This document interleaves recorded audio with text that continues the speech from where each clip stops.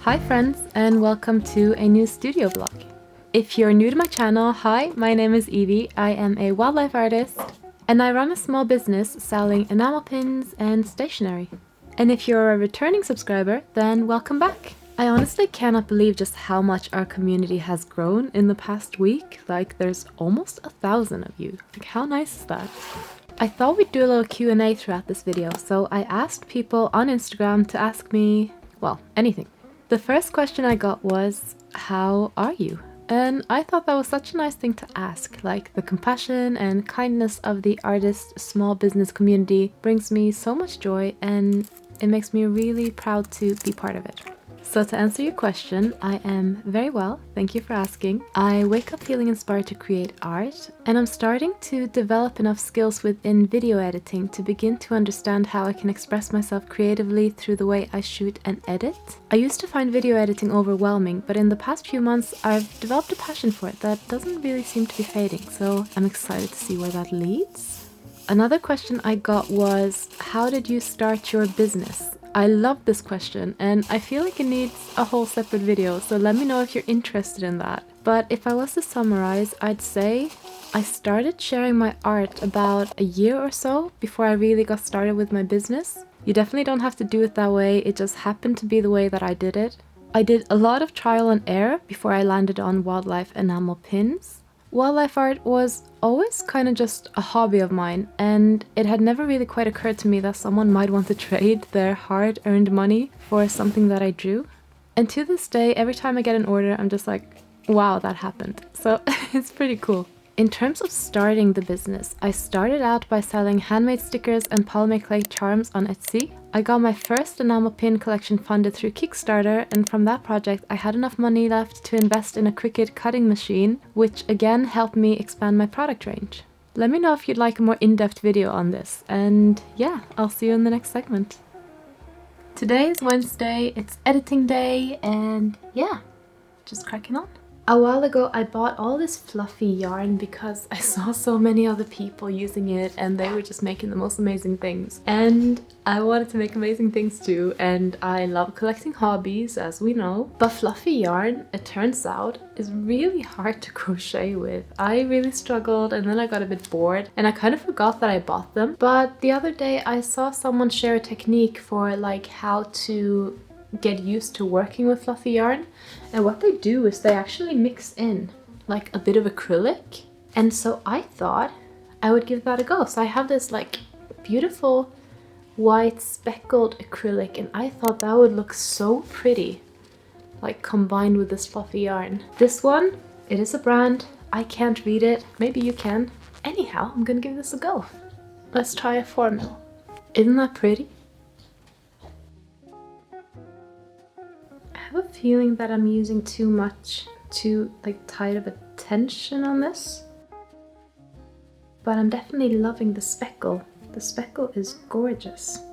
I'm gonna try this out and I'll catch up with you guys tomorrow. Hello friends, it is voiceover Evie, and I thought that we'd have a bit of fun assembling this Lotl plushie together. Yesterday I did a lot of trial and error trying to get like working with this yarn, and I actually got some advice from my mother-in-law, who kind of pointed out that my tension was really tight, and it really was. So I had a lot of issues with coning at first, but actually when I started loosening up and kind of not keeping my yarn as tight, then I managed to get this lovely round shape for the head. So that was really exciting, and actually like coning with plush yarn is one of my biggest kind of obstacles when it comes to crochet, because I want to use plush yarn, I want to use fluffy yarn and maybe even some faux fur, but I've been really struggling to kind of get everything looking nice and not like looking like a triangle. And I feel like this week I made progress on that, which is really cool. I love how this plushie turned out, and I look forward to making many more of them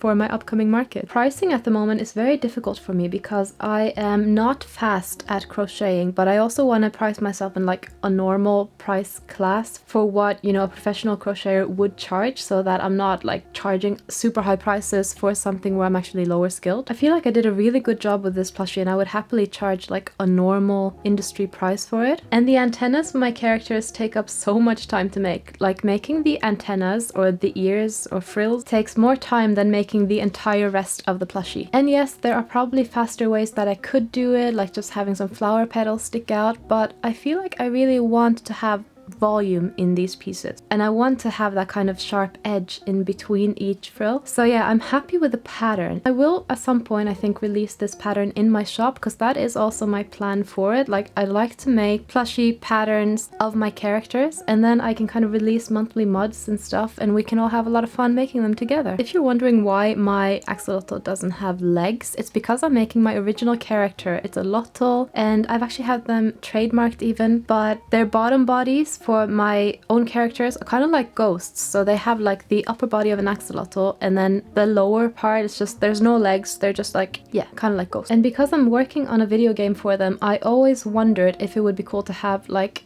a water form for them and then a land form, so that on land they can actually walk with like 4 legs and then in water they can swim around. Anyways, I'm just thinking out loud. I hope you like how this little Lotl turned out, and yeah, let's get back to the video.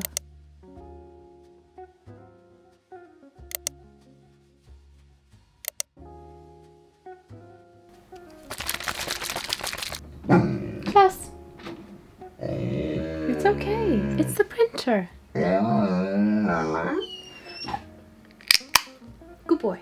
Good morning. Today we're making packaging for some new enamel pins that came in. In our theme of decluttering, I thought instead of ordering in packaging that I would try and make some myself. I have this beautiful linen textured paper that I originally bought for art prints. You know, art print paper has to take in color really well because it's going to be a product that you're selling. And I don't think that these really did the job for that. But I think for packaging, they're really nice. They take on block colors really well, and yeah, so we're going to use those. So we're going to unbox all the enamel pins and we're going to make packaging for them using the Cricut. I'll show you guys my process for how I do that, and yeah, let's get started. I got 2 questions that fitted really well into this clip. So one was, do you make your own packaging or do you outsource? And question number 2 was, where do you get your backing cards printed? Can you recommend a good manufacturer? So to answer question 1 first, if I make or outsource my packaging, and honestly, it depends. When I started out, I had all my packaging manufactured for me. I then realized that this was expensive because I was doing a lot of different products. So I started hand making it instead, using my Cricut. And as my business grew, I found it difficult to keep up with demand of making everything by hand, so I went back to outsourcing the packaging. And up until recently, I had been outsourcing all of my packaging, and it does cost a bit, but it was just, that was the best way for me to do that at the moment. Before this woodland bird collection, I had a very specific idea for the backing cards. I wanted a die-cut egg shape, and I wanted each bird species to have its own card. And for reference, there are 26 or 27 birds in total, so that's a lot of cards. One of the quotes I got was for like £700, whereas to make it myself, it will cost me around £20 for the cardstock, plus a day and a half of work, so I chose to make them myself. If on the other hand, I had wanted just one standard sized business card for all the pins together, it would cost me around £25 to £50 with no extra work, so there is always that as well. But I just really wanted these special cards for these pins because I think it really adds to the products. In terms of manufacturers I really recommend Instant Print and Solo Press. They're both very high quality manufacturers of printed goods, and I will have them both linked below for you guys. Okay, so no one asked this, but I'm gonna answer it anyways. To make these die-cut egg cards, I used a Cricut Maker, which, if you're not familiar with it, it is a die-cutting machine. Essentially, you use a printer to print out an image and then use the Cricut to cut it into the shape you want. A lot of people also use these without the print function, for example to cut out fabrics for plushie making or vinyl for water bottles. It's a nice and versatile machine. I actually stopped using mine for a few years because the software had a bug that meant the machine couldn't calibrate properly. Like, it would always cut out your image slightly off center, which was annoying. And I've been reporting the bug to the Cricut team over and over again, and it was sometimes suggested it could be a hardware issue or it could be an issue with my printer. But I'd used it with several printers like an Epson, a Canon, an HP, and the issue was still there, so I was pretty sure it was the Cricut software itself. Anyhow, I don't like confrontation, so I shyly retreated, and in the shadows I kept downloading the most recent software and firmware updates in hopes that my mythical bug would one day be fixed. And earlier this year, 5-ish years after initially reporting the bug, it had been fixed. And my Cricut now cuts with perfect calibration. I think that's why I was so excited to make these die cut cards, because the machine works again and I can do it now. The Cricut is such a fantastic tool for small business owners and crafters, and now that the software functions properly again, I just cannot recommend it enough. I am excited to now be able to experiment with new stationery products again, and in the world of product design, you will have winners and you will have floppers. Such is the way of small business life. So having the ability to test out products in small quantities before bulk ordering them is a golden way of protecting your small business finances and ensuring that you spend your hard-earned resources in nurturing places. Thank you for joining me in this Q&A, and I'll see you in the next clip.